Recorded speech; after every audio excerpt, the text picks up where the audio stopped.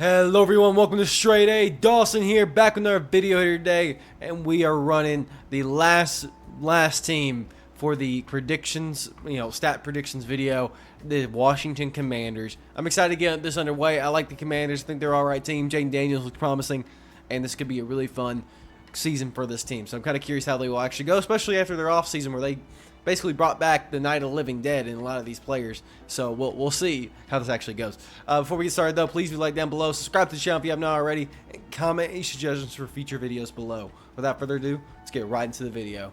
Not even a question. Jumping right into it. Jaden Daniels. I mean, just quite frankly, but Marcus Mariota actually really fits this kind of resume too. He is a dual threat quarterback. He's going to scramble a lot. He's going to get a lot of rushing yards. And I think he's impressive with his arm. Let this be known. I also think he will be day one starter. I worry about productivity because, again, he's a dual threat quarterback. I don't see, especially from first seasons, from dual threat quarterback to going all too well, at least in the air. Now, Jaden Daniels is a very impressive guy. I think he's going to do very well. I just don't know if it's going to be as good as people hope. And I think that he's going to have a good future in this league.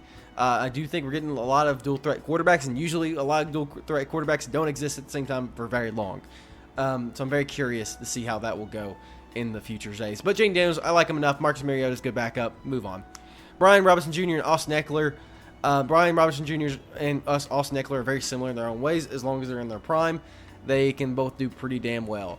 Unfortunately, they're both getting past their prime. Eckler definitely, or at least supposedly, and Brian Robinson Jr. still in the edge of his end days of his prime, probably. They're both good pass catchers, so Jaden Daniels should have a lot of fun with them. But outside of that, I don't see much productivity when it comes to this because I don't see the O-line really helping them out, and both their skills are kind of wearing down at this point. I do think Eckler will probably end up with more yards than Brian Robinson Jr., but probably not by enough to make the difference. Terry McLaurin, one of the most underrated receivers in the league, let's be honest. I mean, he's been dealing with shit after shit after shit and still putting up 1,000-yard seasons.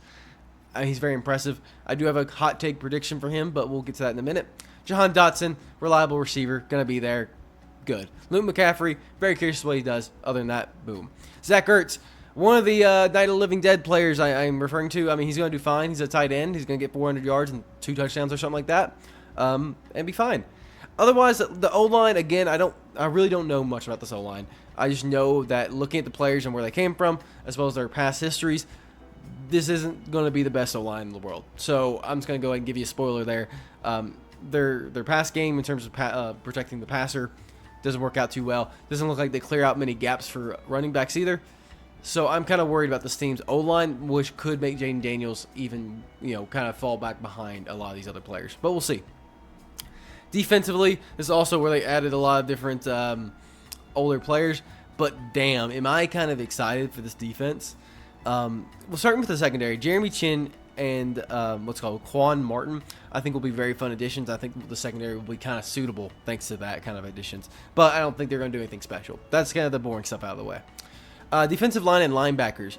When you have Daron Payne, Jonathan Allen, Bobby Wagner, he's old, I get it, but he's still there, and Frankie Louvu, this is going to be a fucking pain train for teams. If this defense stays healthy, which I don't necessarily think it will, I think this could be a really fun season for the Washington Commanders defense, especially with a suitable offense. As long as the secondary can kind of boost up themselves a little bit, this defense actually might be a decent sleeper in the league. Looking at stats, there's really no point in looking at stats for this player too, because Sam Howell is completely different. Brian Robinson Jr., sure, know that he got less than 799 before. Terry McLaurin has been pretty consistent about getting 1,000 plus.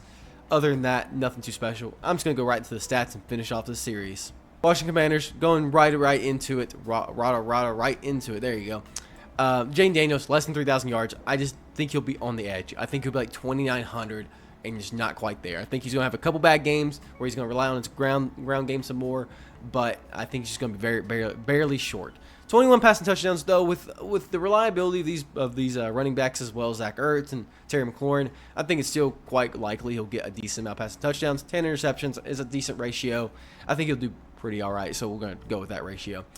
9 rushing touchdowns. I think he'll just be short of 10, but I think he will get probably upwards about 565 of rushing yards. I think that with rookie quarterbacks, they tend to be explosive on the ground, but maybe not to the prime level. They definitely come out going. And so I'm curious whether he'll go up or down after this. And also realize my my lighting actually fell just before this recording started, and I didn't even notice. I just know I kind of appreciate not being blinded by a light for once, so kind of nice. It's not staying. Okay, well, we'll deal with that later. But yeah, Jaden Daniels in a nutshell. Brian Robinson Jr. again, Austin Eckler and him are going to be splitting a lot, so I'm not really too worried about that. 4 rushing touchdowns, respectable. Who get like 400? Yeah, get like 600 yards, something like that. Terry McLaurin is my hot take of the video.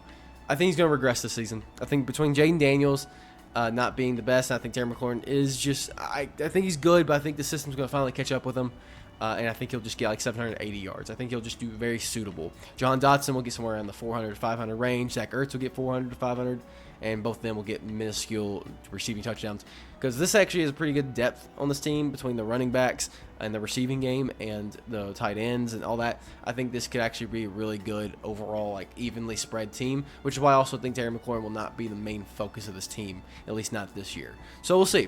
They'll build up chemistry, though, I'm sure, and Terry McLaurin will be back. O-line predictions, I'll give them a slight increase, because I think they had 65 sacks last year. We're going to say 58, so put them in the 50-60 range. Sack prediction itself, again, I don't think they're going to be fully healthy, so unfortunately I would love to predict 48 or something sacks. I'm going to predict about 37 and be fine with it with the defensive sacks. And again, the secondary didn't seem like anything special, so I'll give them less than 10, so probably around the 8 or 9 mark.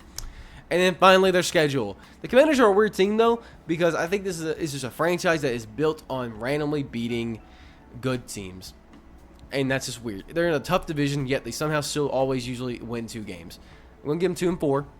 They probably lose against the Bears. They could go either way, though. Honestly, I can see them splitting with the Bears or Falcons there. So 3-5. They beat the Panthers 4-5. They probably lose 2 of these games to 4-7, 5-7. They probably lose to the Bengals, the Bucks, and the Ravens. So we'll give them 5-10. I think these are 2 very winnable games. So I'm going to give them 7-10 and barely scratching the 7-9 win category. Because again, randomly they'll beat another random good team. But they'll also probably lose against another bad team. But I see them 7-10. It's like a very, very comfortable number. I don't see them going much lower. I could see 6-11, but 7-10 is kind of where I see the Commanders falling in this next season. Hope you all enjoyed the video. Please like down below if you did enjoy, and I'll see y'all in the next series. I got another one juicy cooked up right before the season starts.